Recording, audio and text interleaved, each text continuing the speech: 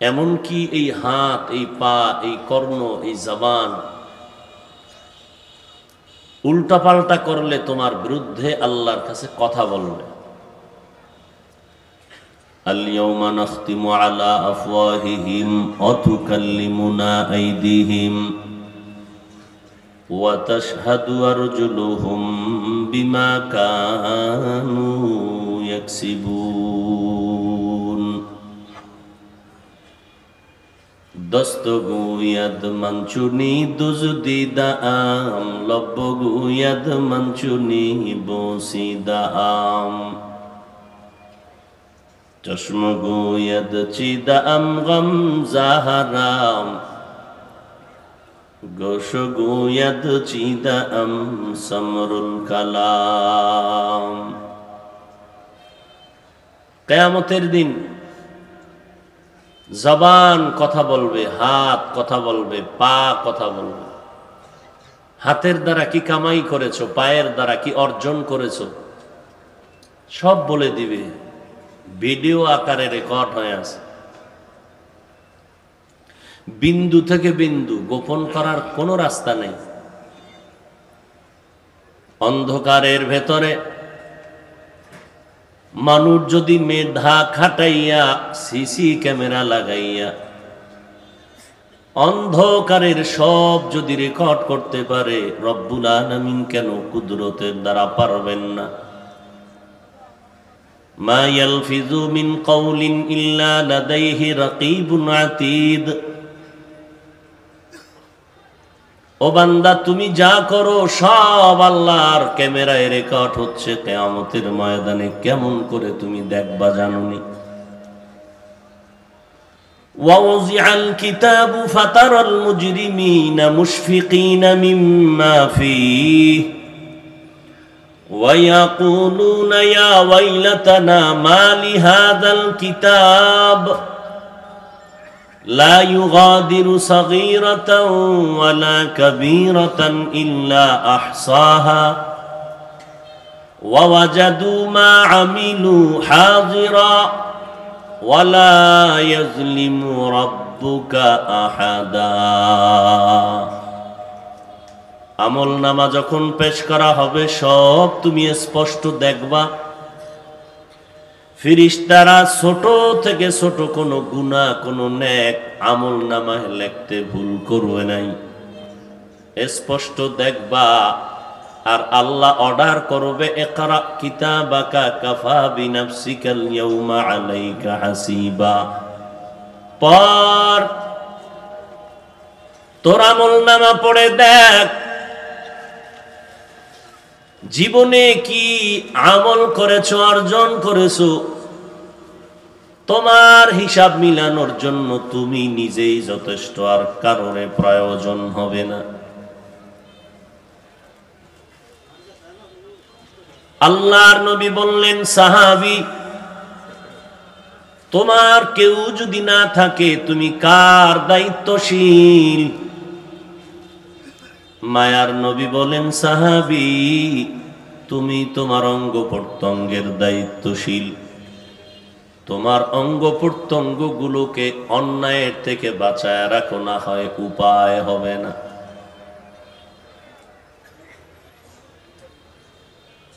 তাহলে আমাদের প্রথম দায়িত্ব আমাদের নিজেদেরকে অন্যায়ের থেকে বাঁচানো, বিরত রাখা। দ্বিতীয় দায়িত্ব আমাদের আহাল পরিবারকে অন্যায়ের থেকে বাঁচানো। আল্লাহ বলেন, ইয়া আইয়ুহাল্লাযীনা আমানু কু আনফুসাকুম ওয়া আহলিকুম নারা ওয়াকুদুহান নাস ওয়াল হিজারা আলাইহা মালাইকাতুন গিলাযুন শিদাদুন লা ইয়াসুনাল্লাহা মা আমারাহুম ওয়া ইয়াফআলুনা মা ইউমারুন।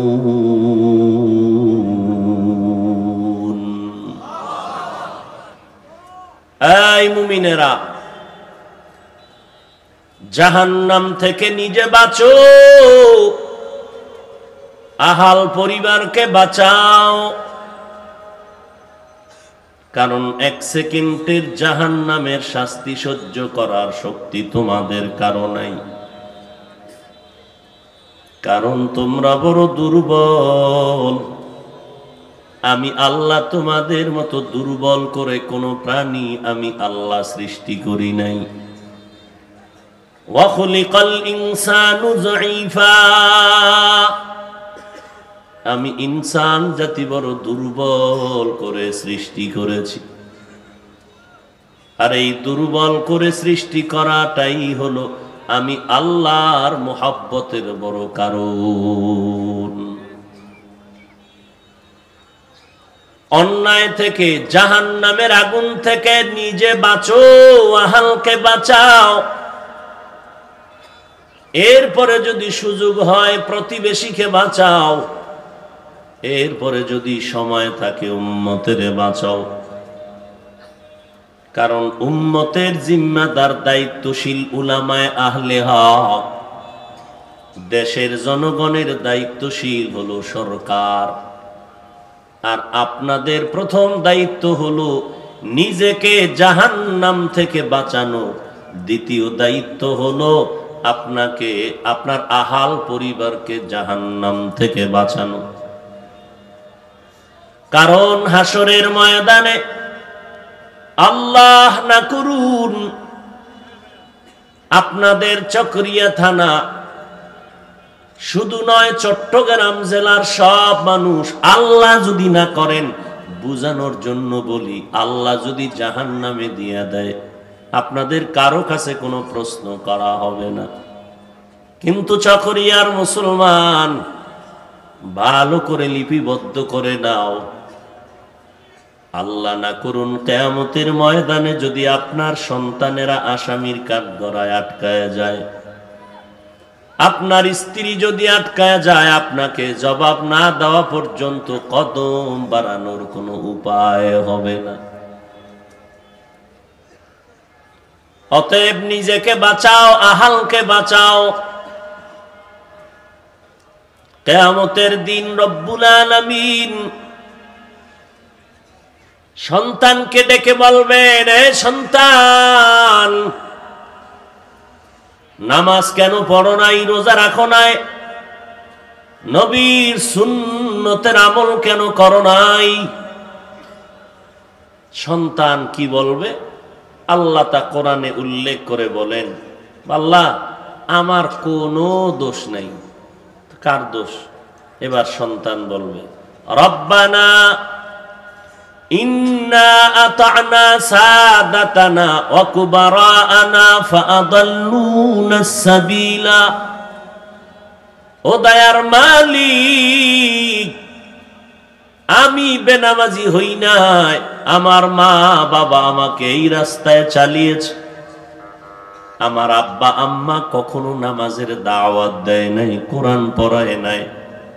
মাঝে মাঝে দেখতাম বাবাই ওয়াজে যায়, আমাকে কখনো দাওয়াত দেয় নাই।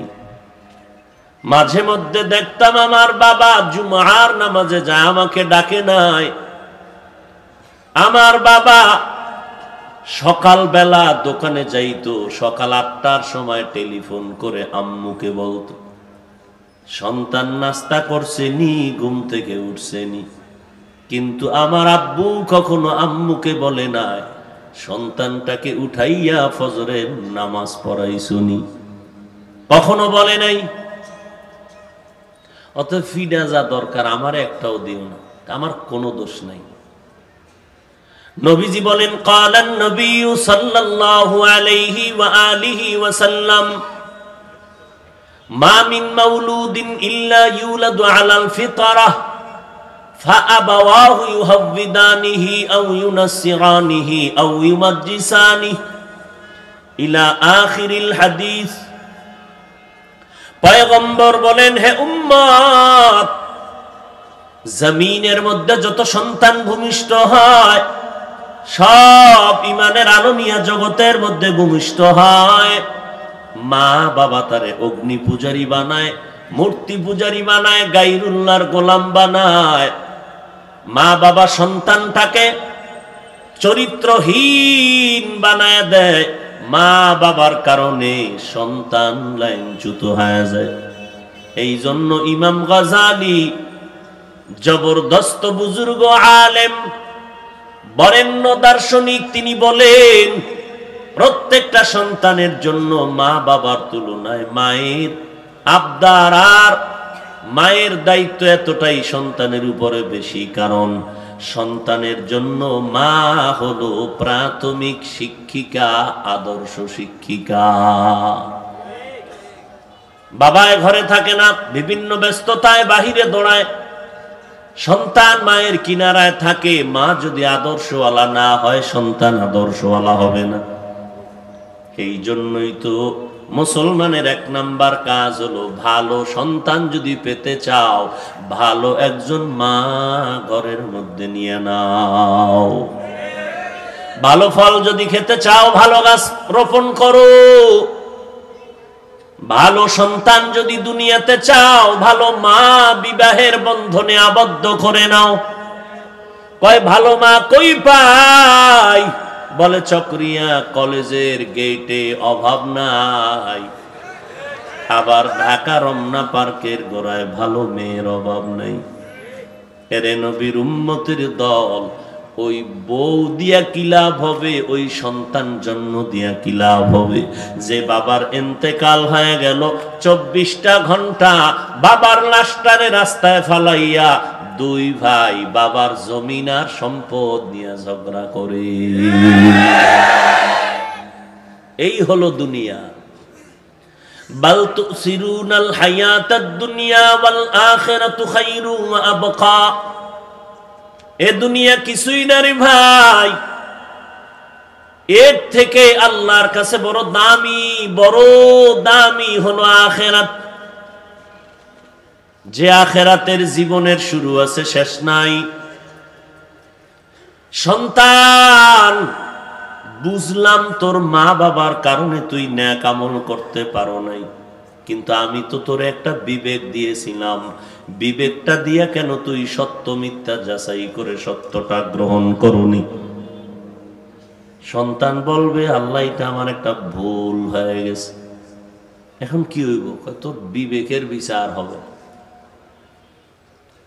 তোমার বিবেকের বিচার হবে। ইন্নাস সামআ ওয়াল বাসারা ওয়াল ফুআদ কুল্লু উলাইকা কানা আনহু মাসউলা।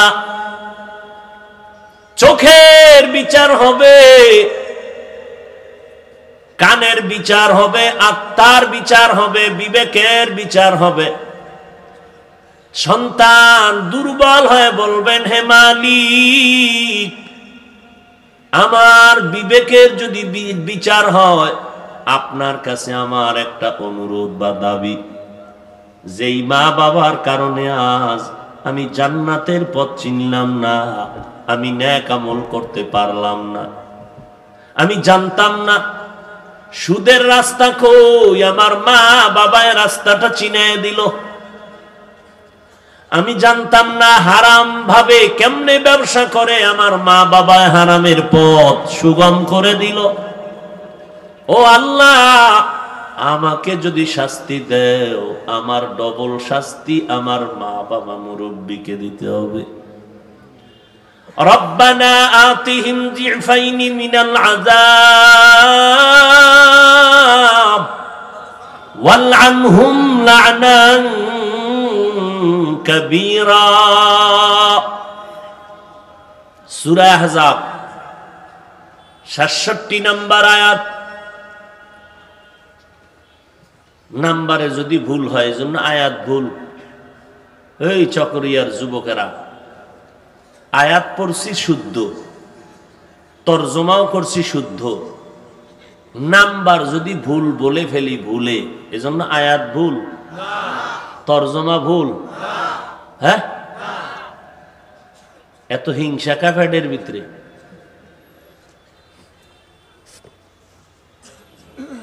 এগুলো মূর্খতার পরিচয়।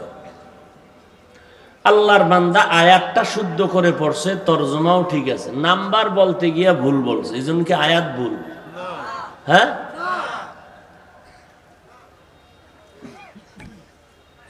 দেখতে নারী চলন বাঁকা।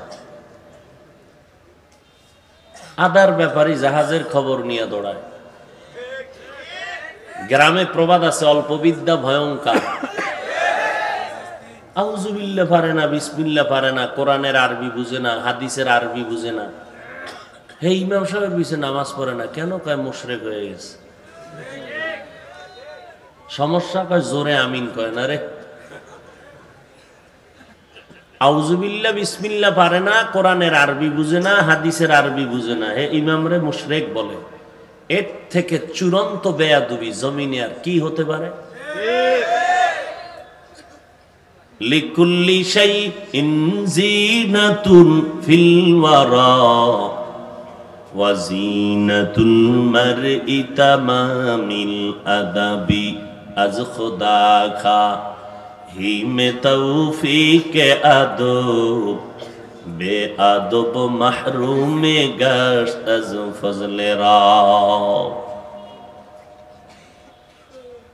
আল্লাহ হেদায়েত দান করুন। এরে চকরিয়ার মুসলমান, একটা কথা জীবনের জন্য লিখে নাও, মনে অন্তরে গেঁথে নাও। বলে যাওয়ার ভয় থাকলে বাসায় গিয়া লেখে ঘরের দরজায় টানাও। ভণ্ড আর বাতিলের বিরুদ্ধে মোহাব্বত নিয়া, ইমানের তাগিদ নিয়ে কথা বলা, এটা হিংসা না, এটা ইমানের দাবি।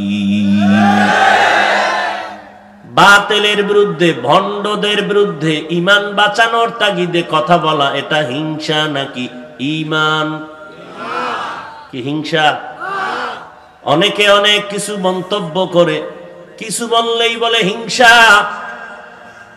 না, হিংসা না, যা বলবো একমাত্র আল্লাহর মোহাব্বত নিয়ে বলবো। কারণ কি, জাহান্নাম থেকে আমিও বাঁচতে চাই, আলেম হিসাবে উম্মতেরও বাঁচাতে চাই। কারণ আমল টামল তো কিছুই নাই, শুধু না একটা ব্যাস দইরে সামনে বসছি, এই টুপি, এই দাড়ি, এই পোশাক, এর মর্ম আমি কি বুঝলাম? যদি বুঝতাম তাহলে তো এই মদিনার পোশাক লাগাইয়া মিথ্যা বলতাম না, বেপরদায় চলতাম না, জবান দ্বারা গালি দিতাম না, জবানের মাধ্যমে গীবত শিকায়াত করতাম না। আমার কথার দ্বারা মানুষের অন্তর নরম হতো, চোখে পানি আসতো। অথচ আমি টুপি পরলাম, মদিনার পোশাক লাগাইয়া উঁচু কণ্ঠে বয়ান করলাম, একটা মানুষের কোনো পরিবর্তন আসলো না। বুঝা গেল আমার লেবাস পোশাক উপরে শুধু দেখানো, ভেতরে কারবার বড় দুর্বল। কারণ নিজে যদি কান্নার অভ্যাস না থাকে, আল্লাহর কাছে না কাঁদে, তার কথায় অন্যেরাও কাঁদবে না। আল্লাহ আপনি আমাদের সব ভাইকে হেদায়েত দান করুন। जिंदगी में बंदगी तू कौन है, जिंदगी में बंदगी तू कौन है, जिंदगी बे बंदगी शर्मिंदा है, जिंदगी बे बंदगी शर्मिंदा है। आए थे हम कुछ ना कुछ खरीदने को,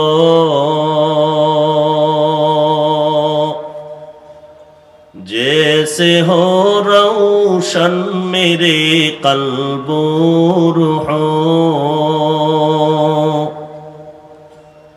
आए थे हम कुछ न कुछ खरीदने को, जैसे हो रोशन मेरे कल्बो रूहो, वरना कोई चारा दो जहां में नहीं, वरना कोई चारा दो जहां में नहीं। जिंदगी में बंदगी तू करना है, जिंदगी में बंदगी तू करना है, जिंदगी बे बंदगी शर्मिंदा है, जिंदगी बे बंदगी शर्मिंदा है। बंदगी कुन बंदगी कुन बंदगी, बंदगी बे जिंदगी शर्मिंदगी। সামান্য একটা আমলের কারণে আল্লাহ জান্নাত দিবেন। এই জন্য নবী হাদিসে বলেন, খবরদার ছোট ছোট আমলকেও ছোট মনে করে ছেড়ে দিও না, কারণ ছোট আমলটায় যদি আল্লাহ নাজাত দেয় হাজারো, বড় আমল থেকে ছোট আমলটাই অনেক বড়। আল্লাহর এক বান্দি জাহান্নামের আসামি, এমন কোন গুনাহ নাই করে নাই, রাস্তা দিয়া চলতেছে, পায়ে চামড়ার মুজা, মাথায় ওড়না লাগানো, বেশ্যা নারী, জাহান্নামী নারী, গুনাহগার। হঠাৎ রাস্তার কিনারায় নজর করে দেখে একটা কুকুর পানির পিপাসায় জিহ্বা বের করে হাঁপাচ্ছে, ছটফট করে। গুনাহগার জাহান্নামী নারী কুকুরের কান্না দেখে একটা দৌড় দিয়া পানির কূপের কিনারায় গিয়া দাঁড়ায় গেল, পায়ের চামড়ার মোজা খুলিয়া পানির কূপের মধ্যে মোজাটা পরিচ্ছন্ন করে ওড়নার একটা মাথা দিয়া মোজাটারে বেঁধে পানি উত্তোলন করলো। একটা বেশ্যা নারী, জাহান্নামী গুনাহগার নারী, মাথায় ওড়না পরে চলে। আর আমার দেশের মুসলমান কমলমতি বোনেরা ওড়না পড়তে তো চায় না, গলার মাফলা বানায় নিয়েছে।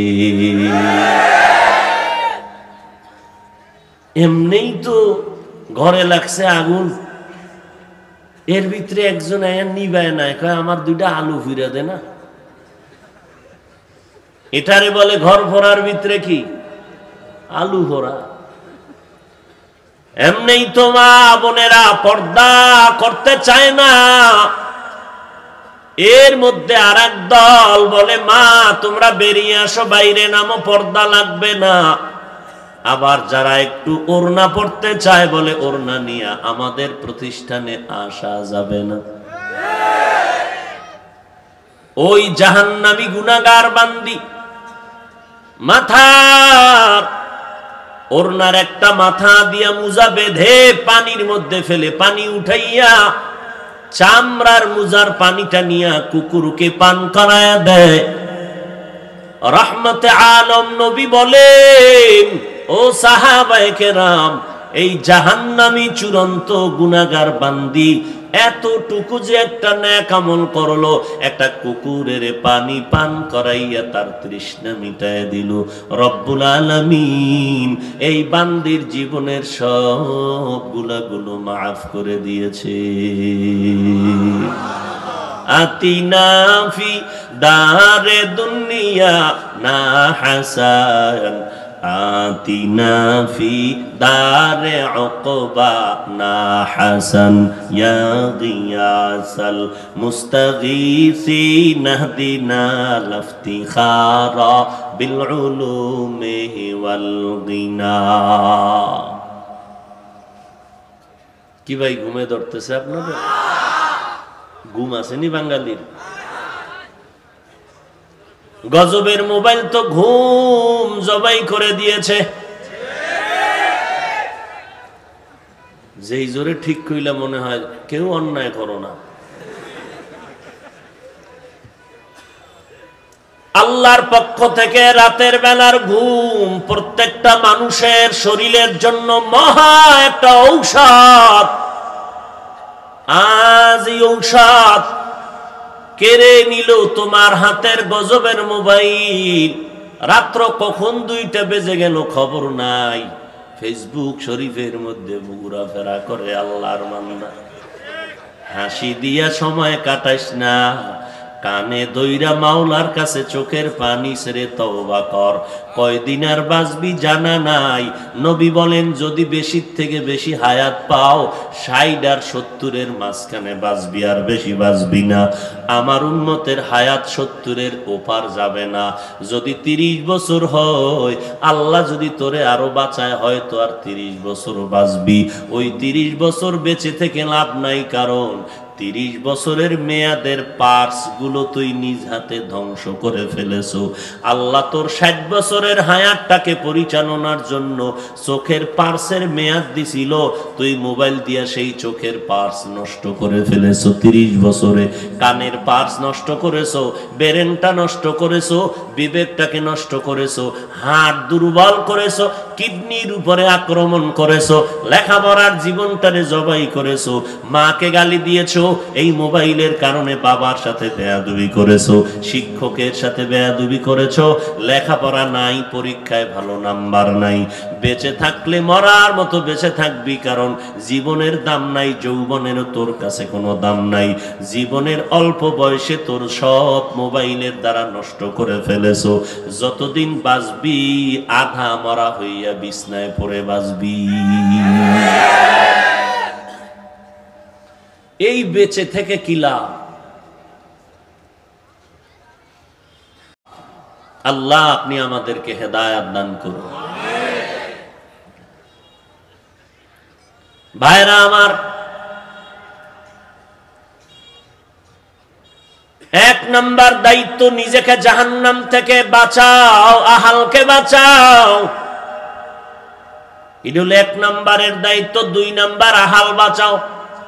আমাদের সমাজের কিছু আবেগওয়ালা মুসলমান, নিজেরও ফিকির নাই, আহালেরও ফিকির নাই, উম্মত নিয়ে মরে।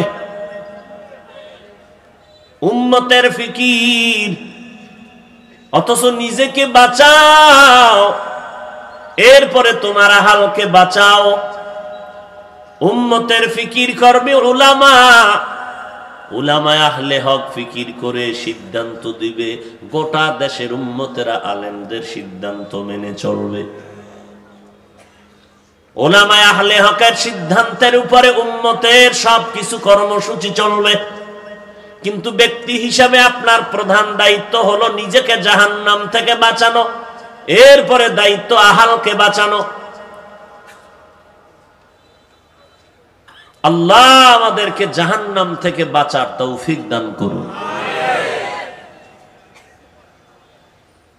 আয়াত পড়েছি আমি সূরা আল ইমরানের মধ্যে। আল্লাহ 2টা সতর্কবাণী করেছেন গোটা জগতের মুমিনের।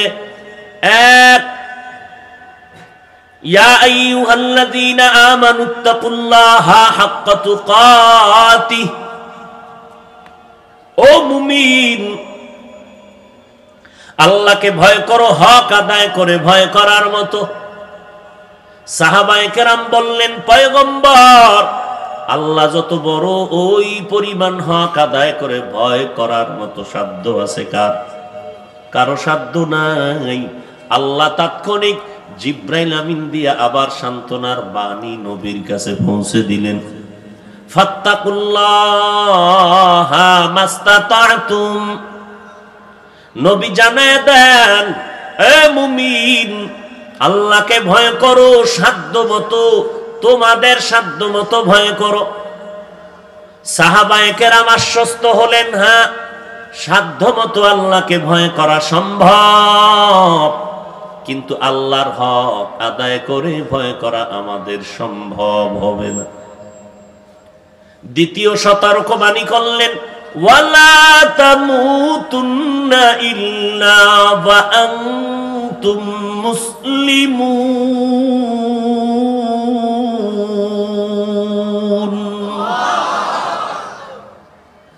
মুসলমান না হইয়া কেউ মৃত্যুবরণ করিও না।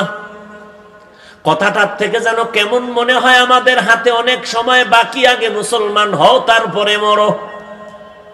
অথচ আমাদের হাতে একটা সেকেন্ড বাকি আছে কিনা তার গ্যারান্টি আসেনি আপনাদের কাছে?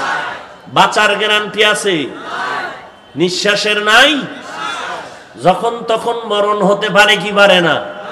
পানির গেলা সাথে নিলাম, পানিটা মুখে নিলাম, ভেতরে যাওয়ার আগে আজরাইলের সাথে মোলাকাত হতে পারেনি?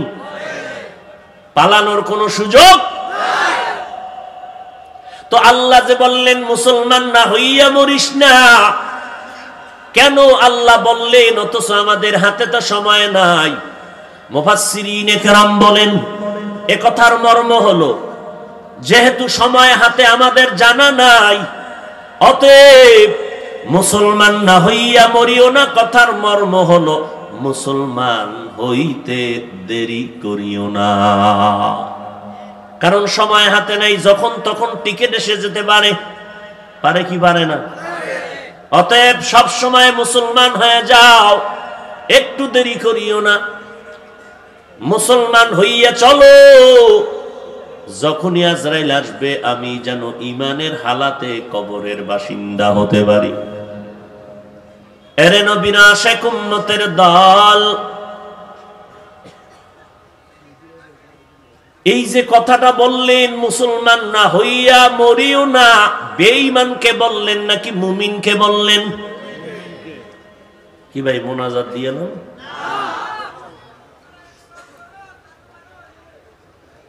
ভাইরা আমার, মুসলমান না হইয়া মরিও না কথাটা কি বেঈমানকে বলেছেন আমার আল্লাহ নাকি মুমিনকে? সবাই বলেন মুমিনকে। আচ্ছা, এখানে আমরা যারা আছি সবাই মুমিন কিনা? বলেন বলেন।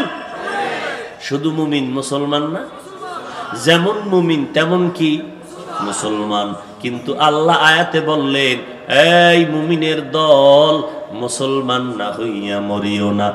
এই কথার থেকে মনে হয় যেন আমরা মুমিনের সিঁড়িতে পাও রাখছি, মুসলমানের সিঁড়িতে এখনো উঠতে পারি নাই।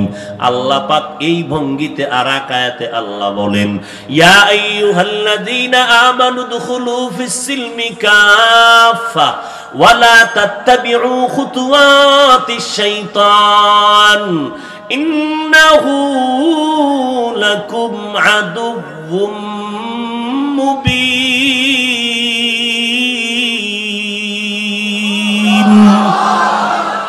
ইকালামে জিন্দা কুরআনে হাকিম হিকমতে উলায়া জালাস্তু কাদিম জামিউল ইলমি ফিল কুরআনে হাকিম তাকাসারাতুহু আফহামুর রিজালি। ভাইরা আমার,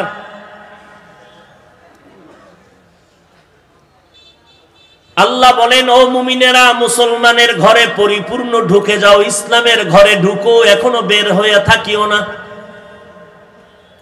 আল্লাহ আরেক আয়াতে আরেকটু স্পষ্ট করে বলেন ইয়া আইয়ুহাল্লাযীনা আমানু আমিনু বিল্লাহি ওয়া রাসূলিহি। এ মুমিনের দল, তোমরা আল্লাহর উপরে রাসূলের উপরে ঈমান আনো।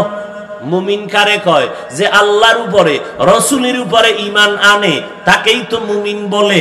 আমরা তো আল্লাহর উপরে রাসূলের উপরে ঈমান আনার কারণেই তো মুমিন। আল্লাহ ডাবল করে আবার কেন বললেন এই মুমিন আল্লাহর উপরে রাসূলের উপরে ঈমান আনো? আল্লাহ ডাবল কেন বললেন? এর দুইটা জবাব। এক নাম্বার জবাব, আল্লাহ হলেন আলিমুল গায়বি ওয়াস শাহাদা। আল্লাহ কোরআন নাজিলের সময় জানতেন দিন যত সামনে আসবে ফিতনা ছড়াবে, এমন একটা সময় আমার বান্দার সামনে এসে হাজির হয়ে যাবে, নিজেরা দ্বন্দ্ব করে হিংসার কারণে ফিতনা ছড়াবে, এক মুসলমান আর এক মুসলমানের সাপ বেজির লড়াই চলবে। নবীজি ১৫০০ বছর আগে বলেছেন এই উম্মতের দল, এমন একটা সময় আসবে আমার উম্মতের সামনে আগুনের জ্বলন্ত কয়লা হাতের মধ্যে রাখা যেমন কঠিন, ঈমান বাঁচানটাও তেমন কঠিন হবে। এমন একটা সময় আসবে, বলেন আপনারা, ধারণা থাকলে নবীজির হাদিস মতে ওই কঠিন সময়টা আর কত বছর পরে আসবে? কথা নেই, এসে গেছে। কথা বলেন না কেন? ফিতনা কম না বেশি? আমাদের মুসলমানের মধ্যে দ্বন্দ্ব, বিরোধ, দলাদলি কম না বেশি? নবীজি আর এক হাদিসে বলেন, কেমন দলাদলি হবে জানো? বেঈমানে আর মুমিনে দলাদলি তেমন হবে না, মুমিনে দলাদলি বেশি হবে। বলে কেমন? কয় আমার আগে একদল উম্মত ছিল বনি ইসরাইল, ঈসা নবী মুসা নবীর উম্মত হওয়ার দাবিদার। এরা নিজেরা দ্বন্দ্ব করে, হিংসার কারণে দলাদলি করে করে করে করে ৭২ দল হয়েছে। আমি মুহাম্মদের উম্মতের দল আর একটা বেশি হবে। কত? قال النبي صلى الله عليه وآله وسلم إن بني إسرائيل تفرقت على 72 ملة وتفترق أمتي على 73 ملة كلهم في النار إلا ملة واحدة قالوا من هي يا رسول الله قال ما أنا عليه وأصحابي أو كما قال النبي عليه الصلاة والسلام উম্মতেরা শুনো, আমার উম্মতের মধ্যে দল আর একটা বেশি হইয়া টোটাল দল হবে কয়টা? জোরে বলেন। ৭৩ দল। এই ৭৩ দল সব জাহান্নামে যাবে, এক দল জান্নাতে যাবে। বলেন জাহান্নামী কয় দল? ৭২ দল। জান্নাতি হবে এক দল। এই যে ৭২ দল জাহান্নামী, এরা হিন্দু না, এরা বৌদ্ধ না, খ্রিস্টান না, ইহুদি না, জৈন না, এরা সব হবে মুসলমানের ভেতরের দল। অনেকে বলে এত মুসলমানের ভিতরে দল কেন, হুজুর গো দল এত কেন? হিসাব করবেন আজকে বালিশে মাথা লাগায়া ৭২ হইছেনি। যদি দেখেন হয় নাই, তাহলে তসবিহটা নেন এক এক করে। কিয়ামতের আগে এই ৭২ দলের আবির্ভাব হবে এই জমিনের মধ্যে। বেঈমানে না, মুসলমানের মধ্যে ৭২ দল হবে জাহান্নামী, একদল মুসলমান হবে মাত্র জান্নাতি। সাহাবায়ে কেরাম বললেন, পয়গম্বর যেই দলটা জান্নাতি হবে তাদের পরিচয় কি? মদিনাওয়ালা নবী যদি বলতেন আমি মুহাম্মদের যারা মেনে মেনে চলবি তারা শুধু নাজাত পেয়ে জান্নাতে যাবি, আমার নবী এতটুকু বলেন নাই। নবী বলেন আমি মুহাম্মদের আদর্শ যারা মানবা আর আমার ছাত্র সাহাবায়ে কেরামদেরকে যারা মেনে চলবা, এই দল হবে জান্নাতি, বাকি সব জাহান্নামী। অতএব এই জমিনের মধ্যে নজর করে দেখো, যারা মুহাম্মদ নবীকে মানতে চায় সাহাবায়ে কেরামদের মানে না, এরা সবাই ৭২ দল জাহান্নামীদের অন্তর্ভুক্ত। মনে থাকবে? যারা মুহাম্মদ মানে, সাহাবা মানে না, সাহাবাদের সমালোচনা করে, যারা ওমরকে বলে বেদাতি, যারা সাহাবাদের আদর্শ মানতে চায় না, এরা জান্নাতি এক দলের লোক নাকি ৭২ দল জাহান্নামীদের লোক? ৭২ দল জাহান্নামীদের লোক। এরে নবীর উম্মতির দল। এই ৭২ দলের একদল মুসলমান আর একদল মুসলমানের ফিতনাবাজ কইয়া এমন এমন প্রশ্নে ফালায়া দেয়, কয় মদিনার নবী কাফের বেঈমানের দাওয়াত দিয়েছেন। ও তাবলীগওয়ালারা, ও পীর মাশায়েখেরা, ও মুসলমানেরা, তোমরা মুসলমান হইয়া কেন মুসলমানের আবার দাওয়াত দাও? বলেনি? নবী দাওয়াত দিছে বেঈমানেরে, মুসলমান তোমরা কেন মুসলমানের দাওয়াত দাও? জবাব দেওয়ার আগে মজার ব্যাপারটা শুনেন। যেই হযরতে চিৎকারটা দিল, এই হযরতের চিৎকারটা অন্তরে মেনে নিতাম ওই সময় যদি দেখতাম হযরত হিন্দুদের মন্দিরে গিয়া চিৎকার দিয়া কয়, আমি হিন্দুদের মন্দিরে আসছি দাওয়াত দেওয়ার জন্য, তোমরাও বিধর্মীর কাছে যাও, তোমরা বিধর্মীর কাছে না যাইয়া কেন মুসলমানের কাছে যাও? আমি খ্রিস্টানদের গির্জায় আসলাম বিধর্মীকে দাওয়াত দেওয়ার জন্য, কালেমার দাওয়াত, তোমরাও যাও, তোমরা কেন মুসলমান হইয়া মুসলমানের দাওয়াত দাও? কিন্তু তাকাইয়া দেখলাম ওই বান্দা হিন্দু না, ওই বান্দা গির্জায় না, মন্দিরে না। তাকায়া দেখলাম রাত্র 12টার পর 13 জন মানুষ মাঠে লইয়া মুসলমান 30টা মাইকটা নায়া চিল্লায় বলে, আমিও মুসলমান। মুসলমানের বয়ান করে আবার আমগো দলের দিকে হিংসার নজরে তাকায় বলে, তোমরা কেন মুসলমান হইয়া মুসলমানের দাওয়াত দাও? হেই বেচারায়ও 13 জন মুসলমান সামনে বসাইয়া নবীর শানের গান গায়, আছে না নাই? এই দেখতে নারী চলন বাঁকা, এ হলো হিংসা, হিংসার কিছু না। আর আমরা কিছু বললেই কয় হিংসা। আরে পাগল, আমাদের মধ্যে যদি হিংসা থাকতো তো পাঁচকল্লি টুপি মাথায় দিয়া অন্য টুপির বিরুদ্ধে বয়ান করতাম, কোনোদিন করি নাই। যদি ভুলেও কোনো কথা বের হয় আল্লাহর মোহাব্বত নিয়ে ক্ষমা চেয়ে নিলাম। আমার মধ্যে যদি হিংসা থাকতো কওমি মাদ্রাসায় পড়ার পর আলিয়ার বিরুদ্ধে, স্কুল কলেজের বিরুদ্ধে বয়ান করতাম, করি নাই। যদি কখনো দুই একটা কথা বের হয়ে যায় আল্লাহর মোহাব্বত নিয়ে ক্ষমা চেয়ে নিলাম। যদি অন্তরে হিংসা থাকতো লম্বা জামা মদিনার পোশাকটা পরার পরে অন্য পোশাকের বিরুদ্ধে বয়ান করতাম, করি নাই। যদি দুই একটা কথা ভুলেও বের হয়ে যায় ক্ষমা চেয়ে নিলাম। এ যুবক, হিংসা না, যদি কোনো কথা বলি তোমার মনে হয় হিংসা, গীবত, এটা গীবত না, হিংসা না। ভণ্ডদের বিরুদ্ধে, বাতিলের বিরুদ্ধে কথা বলার নাম হলো ঈমান। ভাইরা আমার, এবার নবী বলেন উম্মতিরা সাবধান।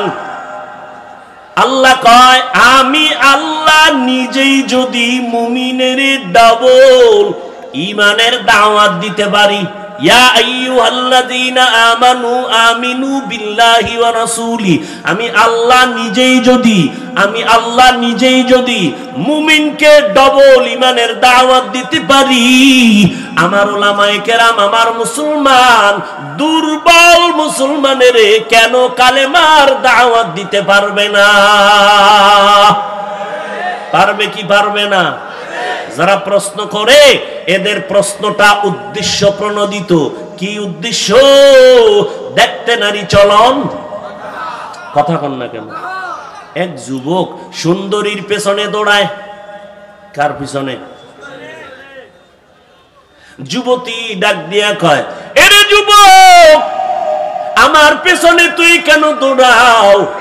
আমার কেন ডিস্টার্ব করো? তোর কি ক্ষতি করলাম বল? যুবক কয়, আল্লাহর কসম, তুমি আমার মোটেও ক্ষতি করো নাই, তো আমাকে কেন ডিস্টার্ব করো? কয়, তুই এত সুন্দরী কেন? এরে আল্লাহর বান্দা, আমাকে 30 সেকেন্ডে জবাব দেন। সত্যটা স্বীকার করবেন, মানেন আর না মানেন। মুসলমান যদি হয়ে থাকেন, কোনো দালালি টালালি নেই, আল্লাহর মোহাব্বত নিয়ে জবাব দিবেন। সোনার এই বাংলাদেশে বলো চকরিয়ার মুসলমানেরা মোহাব্বতের সাথে জিব্বা নাড়াইয়া জবাব দাও। তাবলীগের কারণে, চরমনার কারণে, উজানির কারণে, নানুপুরের কারণে, পীর মাশায়েখ হক্কানি ভণ্ড না, খাঁটি হক্কানি পীর মাশায়েখের কারণে, কওমি মাদ্রাসার কারণে, দেওবন্দীদের কারণে, হাটহাজারীর কারণে বলো আমার দেশের কি পরিমাণ মুসলমান বেনামাজি হয়েছে? বলো। কি বোবা হয়ে আছো কেন? বলো। থাকলে বলো যে হ্যাঁ, আমগো এলাকায় 13 জন চরমনায় গিয়া গাঞ্জা টানে, বলো। তাবলীগে যাওয়ার কারণে মদ পান করে থাকলে বলো।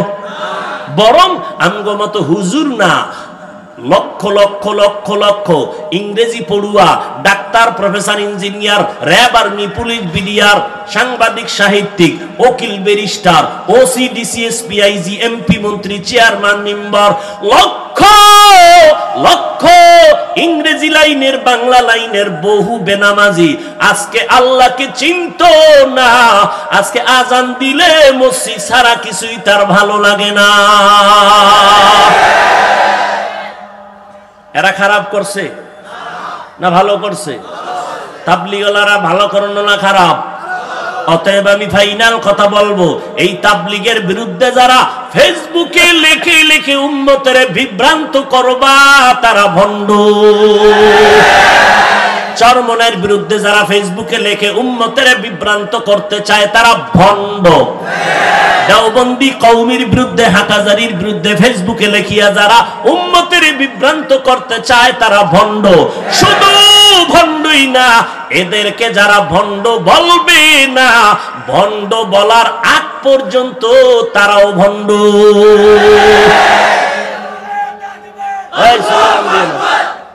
কি কিলাকিলি আসেনি? এই স্লোগানটা আল্লাহর মহব্বতে হবে না, হবে অহংকার। কি হবে? অহংকার। নবীর আদর্শ কি? আহা, এরা সব আশিকে রাসূল, অথচ মেজাজটা হিংস্র হলো কেন?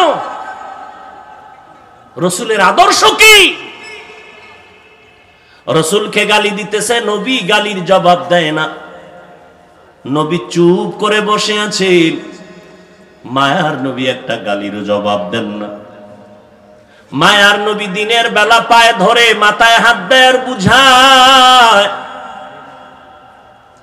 বলো আমার আল্লাহ এক। তাওহীদের বাণী পৌঁছায় দেয় আমার নবী, কোরআনের তেলাওয়াত করে আমার নবী। দিনের বেলা নবী দাওয়াত দেয়, রাতের বেলা নবী আবার সিজদায় পড়ে হেদায়েতের দোয়া করে। দিনের বেলা বুঝায়, রাতের বেলা আবার কি করে? আল্লাহ হেদায়েত দাও। এই ছিল নবীর আদর্শ। এখানে একটা মুসলমানও পারলে বুকে হাত দিয়ে দাঁড়ায় বল, দোয়া করছি। বুকে সাহস থাকলে পারলে বল। নবীর আদর্শ কি ছিল? আমার ভুল হইছে, তুমি মুমিন, আয়না আমাকে এসে ধরায় দাও, হাফিজ ভাই আপনি মুসলমান, আমিও মুসলমান, আপনার দ্বারা দিনের খেদমত হইতেছে। অতএব এই এই এই এই ভুলগুলো আমার দৃষ্টিতে যেন কেমন মনে হয়, একটু আমাকে বুঝায় দেন, বা আপনার ওয়েতে আপনি বুঝে নেন। এই ছিল প্রথম দায়িত্ব। দ্বিতীয় দায়িত্ব ছিল রাতের বেলা নামাজ পড়ে তাহাজ্জুদে আমার জন্য হেদায়েতের দোয়া করা। আল্লাহ, হাফিজ ভাইয়ের মাধ্যমে যেই খেদমত তুমি নিতেছো, আমি চকরিয়ার সন্তানের দ্বারা তো সেই পরিমাণ হয় না। আল্লাহ, তুমি তাকে ত্রুটি মুক্ত করাইয়া দিনের খেদমতে আরো সামনের দিকে অগ্রসর হওয়ার তৌফিক দান করো। এ যদি না করো, কপালে লিখে রাখ তুই রসুলের দুশ্মন। তুমি দোয়া করবা কসু, তুমি নামাজই পড়ো না, তুমি কি দোয়া করবা?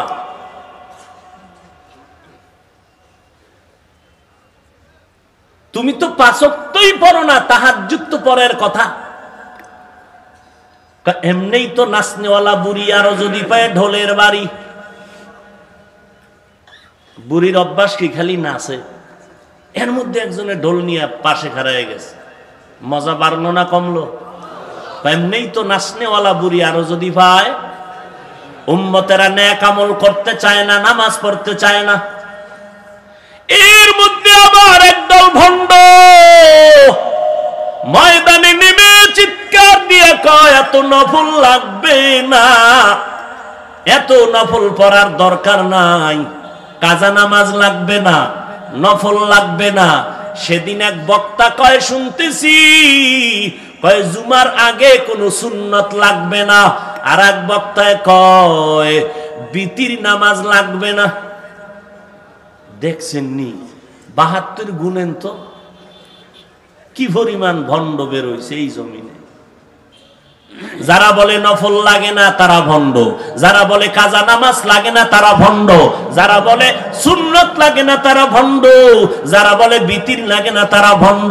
এরে নবীর উম্মতের দল। আর এক দলে কয় কোরআন শরীফের অর্থ না জেনে যদি পড়ো লাভ নাই, এই কথাও যারা বলবে তারাও হলো ভণ্ড।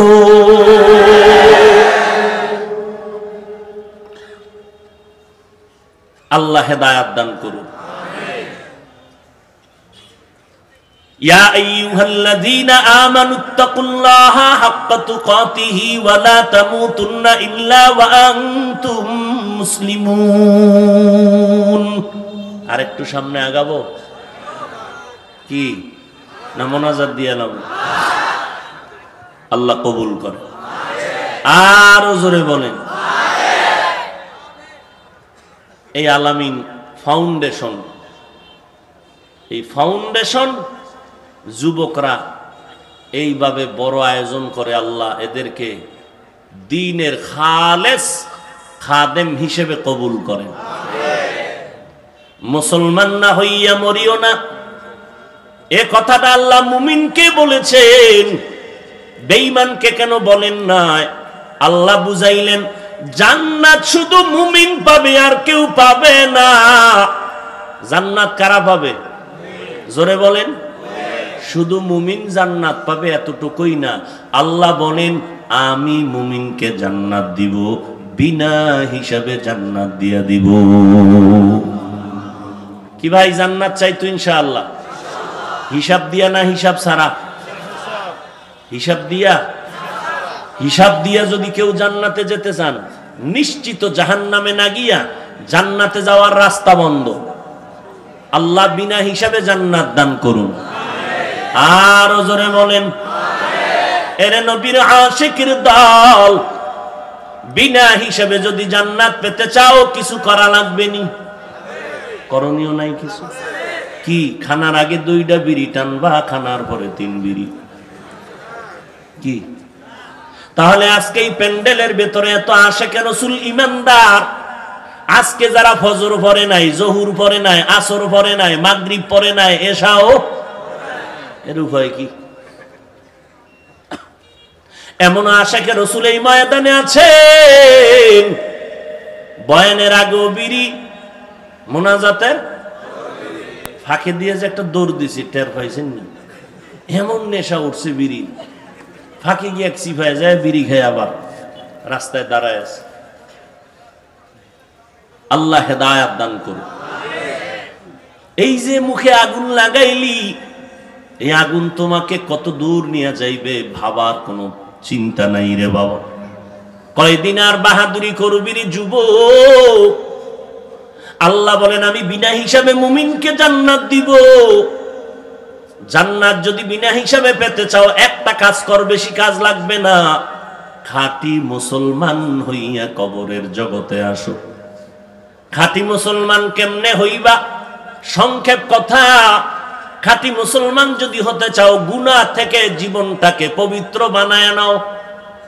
বলে কেমনে বানাই? জীবনের পার্ট 2টা, একটা সামনের জীবন, একটা পেছনের জীবন। পেছনের জীবনে যত গুনাহ করেছো, ওই গুনাহ থেকে যদি জীবনটাকে পবিত্র বানাইতে চাও, একটা মেডিসিন লাগবে। ওই মেডিসিন না থাকলে পবিত্র হবে না।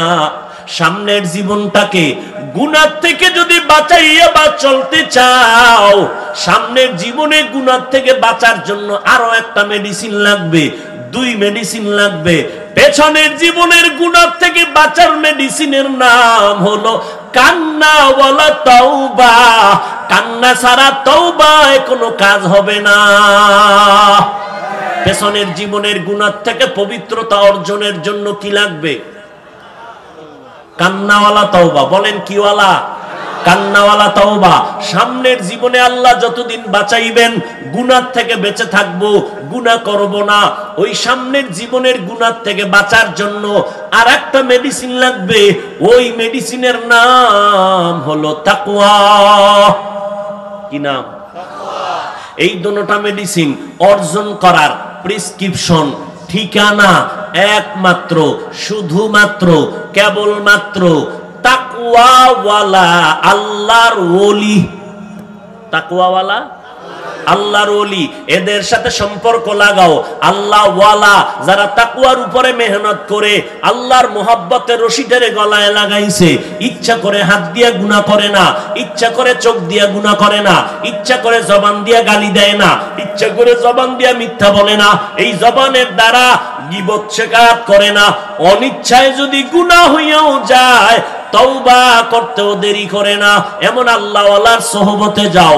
তাদের নজর যদি লেগে যায় তোমার কলবের মধ্যে পরিবর্তন শুরু হয়ে যাবে।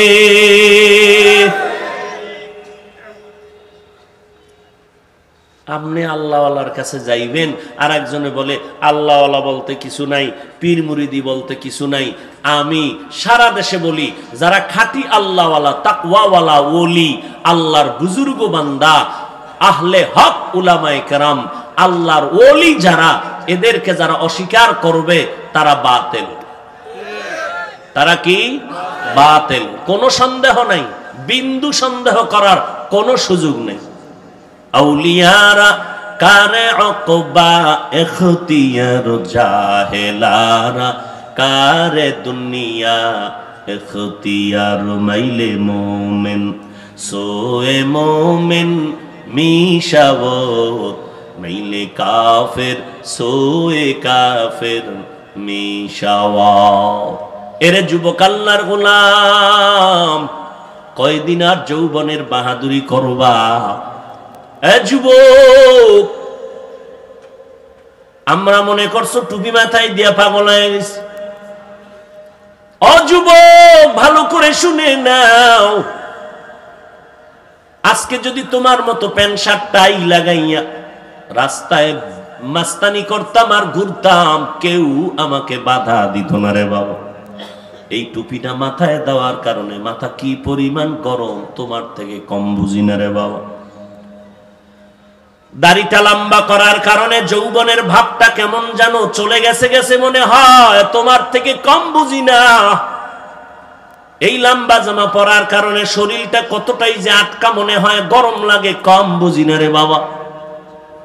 শুধু কি তাই, এই টুপির কারণে, দাড়ির কারণে, মাদ্রাসায় পড়ার কারণে কত গালি, কত সমালোচনা, কত বাজে মন্তব্য। এত কিছুর পরেও কেন টুপি ফেলাই না, নামাজ ছাড়ি না? এর একমাত্র কারণ, আল্লাহর কোরআন পড়ে দেখলাম একটা কথা মিথ্যা নাই। কারণ কত বেঈমানেরা কোরআনের ভুল বের করার জন্য অপচেষ্টা করে ব্যর্থ হইয়া বেঈমানেরা কালেমা পড়ে মুসলমান হয়ে গেল। শুধু তাই না, নবীজির হাদিস পড়ে দেখলাম একটা কথাও মিথ্যা নাই। কারণ আমার নবীর 63 বছর জীবনে একটা মিথ্যা কথা নবী কখনো বলেন নাই।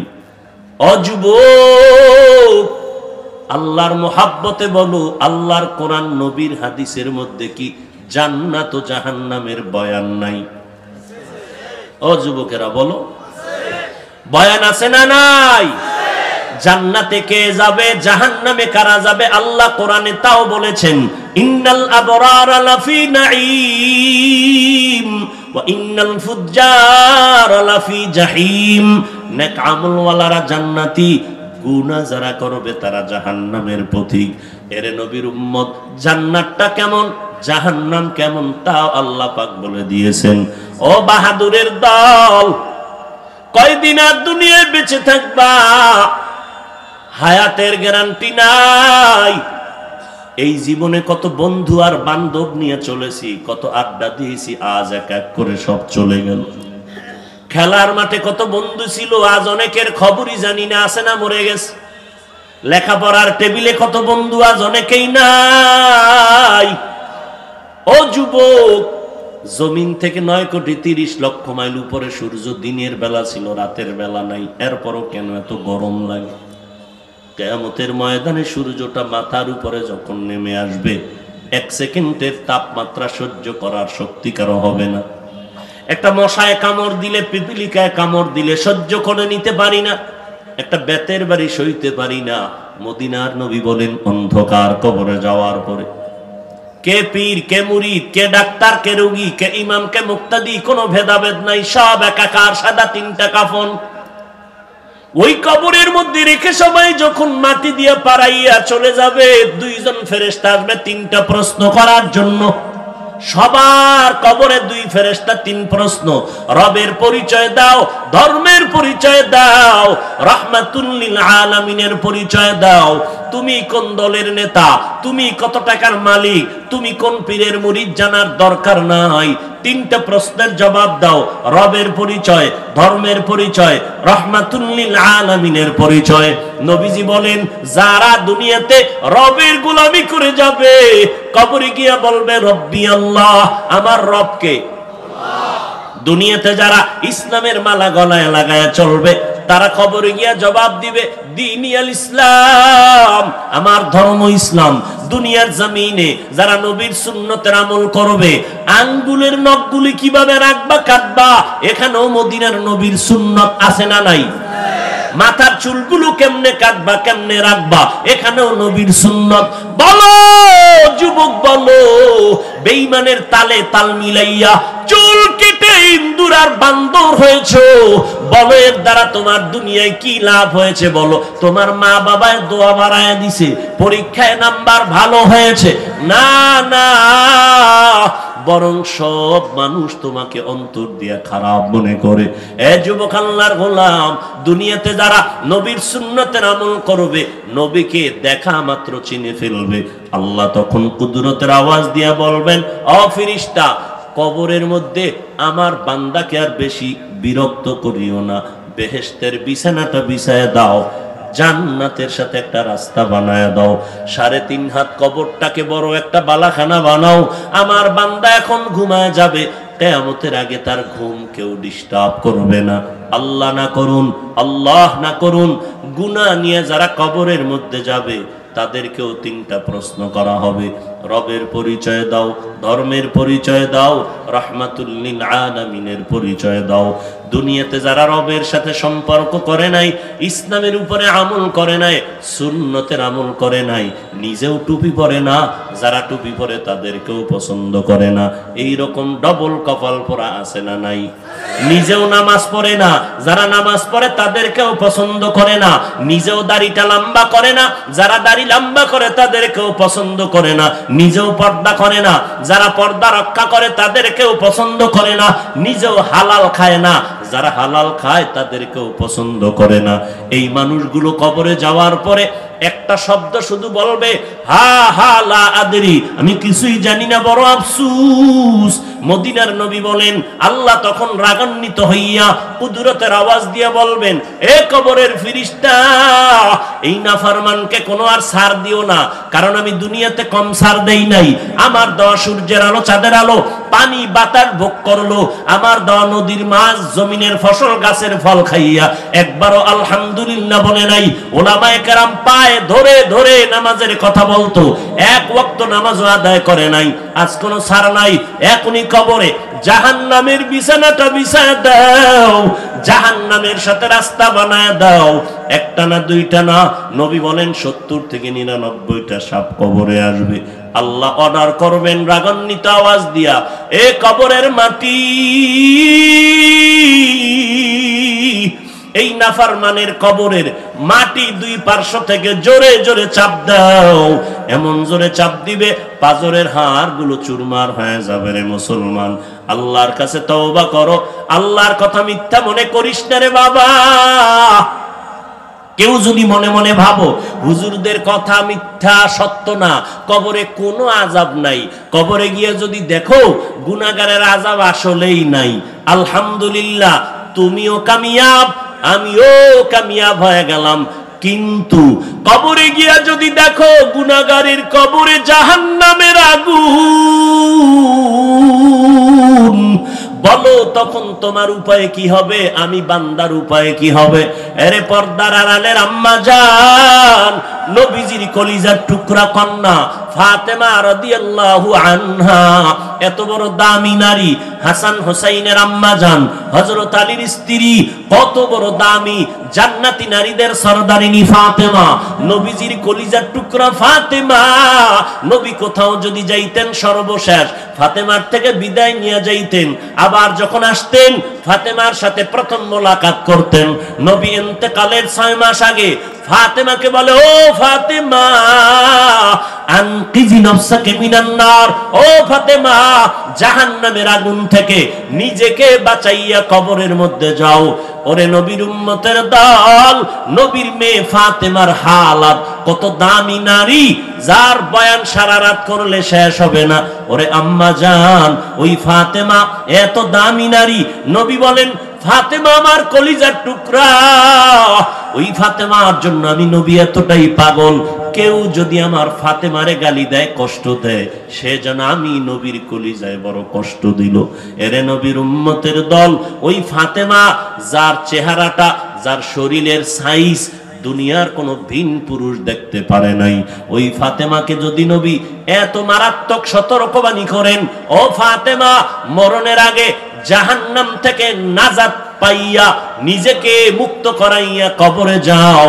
আপনারা জানেন, ওই কবরে যখন ফাতেমাকে দেওয়া হয় ইন্তেকালের পরে, ওই কবরের মধ্যে সাহাবী বলছিলেন, ও কবর বেয়াদবি করবা না, নবীর কন্যা ফাতেমা, আলীর স্ত্রী ফাতেমা, জান্নাতের নারীদের সরদারিনী ফাতেমা, ইমাম হাসান হুসাইনের আম্মা জান। মাটি তখন জবাব দিয়েছিল আল্লাহর কুদরতে, ও সাহাবী, আমি ফাতেমা নবীর কন্যা, কোনো পরিচয় চাই না, আমি চাই আমল। যে ভালো আমল নিয়ে আসবে তার সাথে আমি ভালো ব্যবহার করব, আর যে খারাপ আমল নিয়ে আসবে আমি তার সাথে খারাপ ব্যবহার করব। এরে নবীর উম্মতের দল, বিশ্বাস করো না, এজন্য আল্লাহ মাঝে মাঝে কবরে আগুন দেখায়, ধোঁয়া দেখায়, আবার কবরের লাশ সাদা কাফন তাজা সহ 30 বছর পরে পাওয়া যায়। যত লাশ তাজা সব নামাজীদের কবর, আর যত কবরে আযাব দেখা যায় সব হলো বেনামাজির কবর। এরে আল্লাহর বান্দা, ও কলিজার টুকরা যুবক, আল্লাহর ভয় অন্তরে ঢুকাও। ওই অন্ধকার কবরে তুমি কি জবাব দিবা? পারবা না রে বাবা। আল্লাহর নবীরা এত কাঁদা কাঁদলেন, সাহাবায়ে কেরাম 10 জন জান্নাতের টিকিট পাইয়াও মৃত্যু পর্যন্ত কাঁদছেন, কবরে একা কিভাবে থাকবেন? অতএব আল্লাহ হেদায়েতের মালিক, ইজ্জতের মালিক, আল্লাহর কাছে তওবা করো হে যুবক, ও বৃদ্ধ বাবাজি, পর্দার আড়ালের আম্মা জান, আল্লাহকে মনে মনে বলো, হে মালিক, এই ময়দানে আমার মতো গুনাহগার কেউ নাই।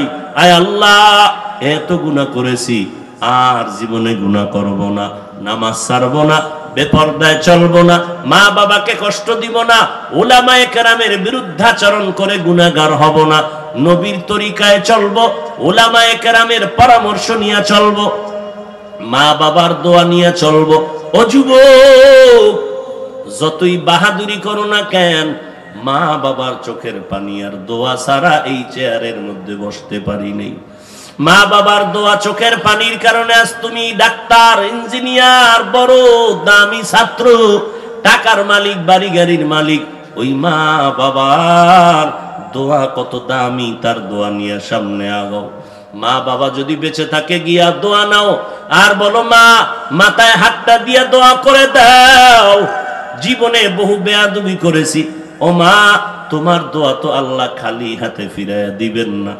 দোয়া করো, আজ থেকে আর গুনাহ করব না, আর কোনোদিন বেয়াদবি করব না, জবান দিয়া গালি দিব না, গীবত করব না, এই জবানের দ্বারা মিথ্যা কথা বলবো না রে মা, দোয়া করে দাও।